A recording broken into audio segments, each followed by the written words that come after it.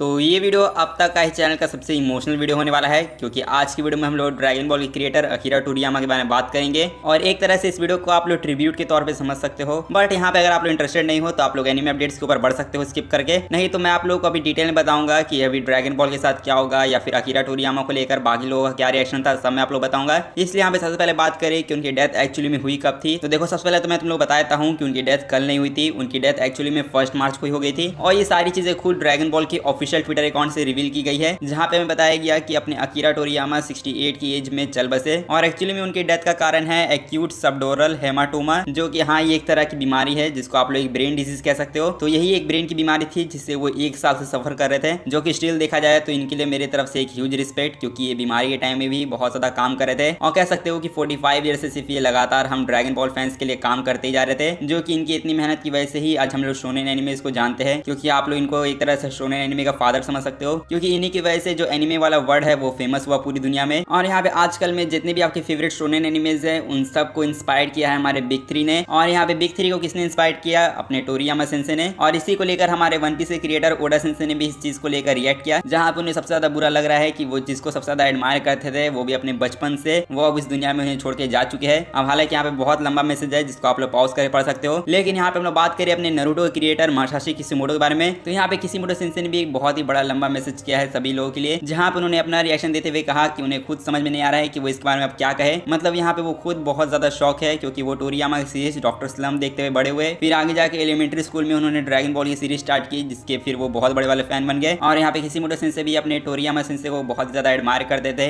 Even उनको God of मांगा भी मानते हैं। और सच कहूँ तो यहाँ पे कल ब्लीच के क्रिएटर कुबो सेंसे का भी कोई मैसेज नहीं आया इस चीज को लेकर, जो कि हाँ अफसोस की बात है कि हम लोग उनका कुछ मैसेज नहीं मिल पाया। बट यहाँ पे इसका मतलब ये नहीं है कि ब्लीच को यहाँ पे अकीरा टोरियामा सेंसे ने इंस्पायर नहीं किया है। एक्चुअली में जो ब्लीच की सीरीज आप लोग जो देख रहे हो वो हमारे टोरियामा सेंसे की देन है। बट सच कहूँ तो यहाँ पे इतना ही नहीं, बहुत सारे लोगों का रिएक्शन आया इस चीज को लेकर। जैसे कि यहाँ पे वेजिटा के जापानीज वॉइस एक्टर वो भी इस चीज को लेकर काफी ज्यादा दुखी हैं। फिर उसके बाद जैकी चैन का भी इस चीज को लेकर रिएक्शन आया। और इसके अलावा अकीरा टोरियामा के जो फर्स्ट एडिटर थे उनका भी इस चीज को लेकर रिएक्शन आया। और फिर उसके बाद ड्रैगन बॉल सुपर एनिमे के 131 एपिसोड के जो डायरेक्टर हैं मेगुमी इशितानी, उन्होंने भी अपना यहाँ पे रिएक्शन शेयर किया। फिर उसके बाद chief ministry of foreign affairs ने भी इस चीज को लेकर अपना रिएक्शन शेयर किया। और फिर उसके बाद ड्रैगन बॉल की ओपनिंग के जो आइकॉनिक सिंगर थे उन्होंने भी अपना रिएक्शन शेयर किया इस चीज को लेकर। और फिर उसके बाद वन पंच मैन के क्रिएटर मुराता ने भी इस चीज को लेकर अपना रिएक्शन शेयर किया, जहां पे उन्होंने बताया कि वो एक्चुअली में अपने टोरियामा सेंसे ऐसा बनना चाहते थे, और यहाँ पे वो उन्हीं के पाथ पे चल रहे थे और उन्हीं की वजह से आज वो मांगाका बने। और इसके अलावा अपने डॉक्टर स्टोन के क्रिएटर उन्होंने भी इस चीज को लेकर अपना दुख जाहिर किया। और साथ में अपने स्पाइस फैमिली और इवन जो अपने वेगाबॉन्ड और स्लैम डंक के मांगा क्रिएटर है उन्होंने भी इस चीज को लेकर अपना रिएक्शन शेयर किया। जहाँ पे साफ तौर पे कहूँ तो आप लोग खुद देख सकते हो कि यहाँ पे उन्होंने खुद कितने सारे मांगाकास को यहाँ पे इंस्पायर किया इस चीज को लेकर। और ये तो हमारे बहुत सारे मांगा क्रिएटर के रिएक्शन आ गए, बट यहाँ पे बहुत सारी कंपनीज ने भी इस चीज को लेकर अपना रिएक्शन शेयर किया है, जहाँ पे प्ले स्टेशन, अमंग अस, पोकेमोन, सैमसंग और एक्सबॉक्स, इन सारी कंपनीज ने भी यहाँ पे टोरियामा सेंसे को थैंक यू बोला है। और इवन हम लोग बात करें अपने कार्टून नेटवर्क के बारे में, जो कि अपने ड्रैगन बॉल का तो घर हमेशा रहा ही है। और यहाँ पे कार्टून नेटवर्क का ऑफिशियल ट्विटर अकाउंट साथ कार्टून नेटवर्क इंडिया ने भी इस चीज को लेकर कल पोस्ट किया, जहाँ पे उन्होंने टोरियामा सेंसे को थैंक यू बोला इस चीज को लेकर। और वेल यहाँ पे इंडिया बारे में बात कर ही रहे हैं तो इंडिया के अंदर भी बहुत सारे वॉइस आर्टिस्ट ने अपना रिएक्शन शेयर किया। एंड इस वीडियो का सबसे इमोशनल पार्ट तो यहाँ पे अपनी गोकू की जापानीज वॉइस एक्टर्स को लेकर है। और देख के लगता है कि एक्चुअली में वही सबसे ज्यादा परेशान है, क्योंकि उनके दिमाग में बार बार उनकी बातें घूम रही है। और जब भी वो गोकू को देखती हैं तब उन्हें टोरियामा सेंसे की एक बात याद आती है, जहाँ पे टोरियामा सेंसे ने ये बात कही थी कि तुम गोकू का ध्यान रखना, क्यों रखोगी ना।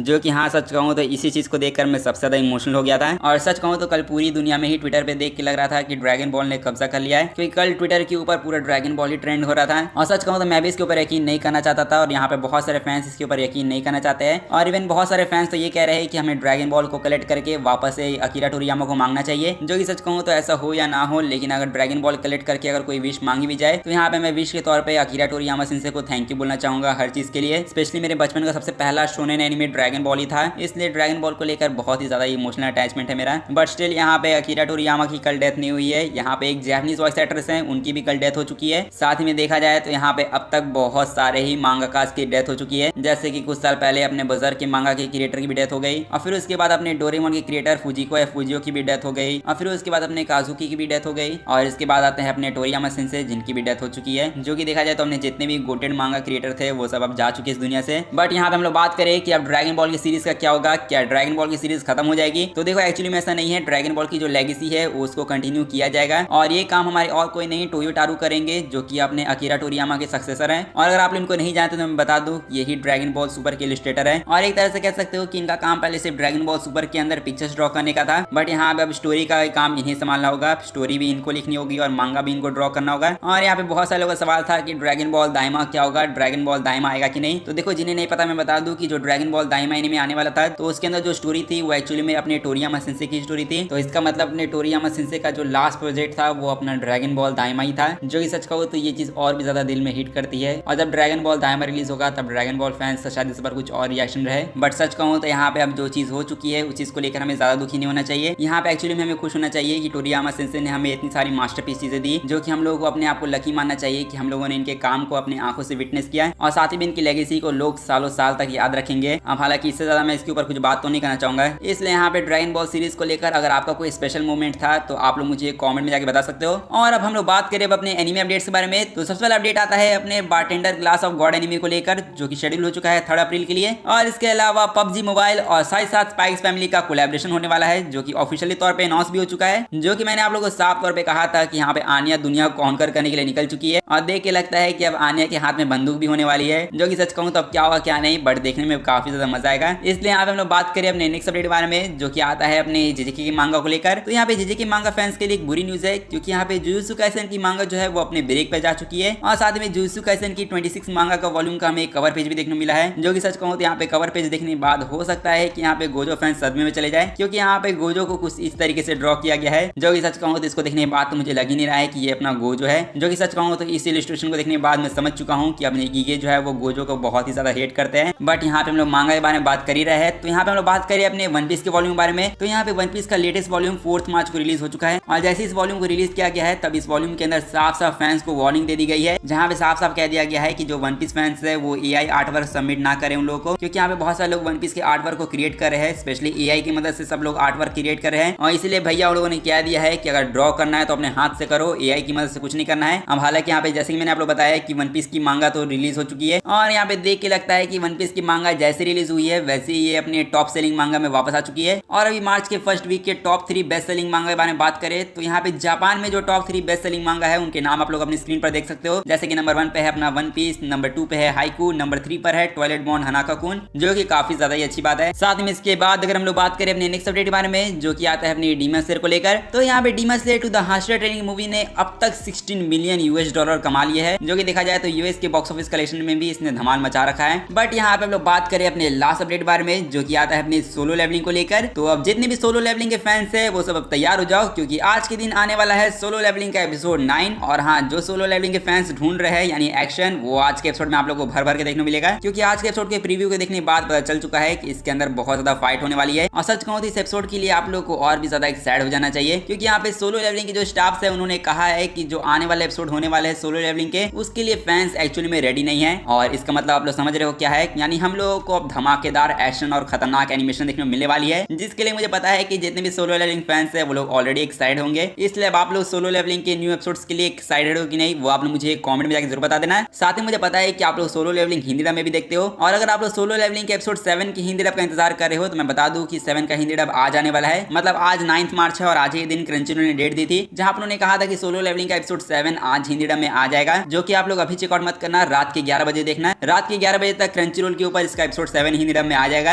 एंड यहाँ पे जो हमारी आज की ये जो वीडियो है वो बस यहीं तक थी। होप करता हूँ कि आपको ये वीडियो अच्छा लगा। तो अगर आप लोग को ये वीडियो अच्छा लगा है तो जाके इस वीडियो को लाइक कर दो, और साथ ही में चैनल को भी जाके सब्सक्राइब कर दो ऐसी अमेजिंग कंटेंट के लिए। और मैं मिलता हूँ आप लोगों से बस ऐसी ही अगली वीडियो में, तब तक के लिए गुड बाय।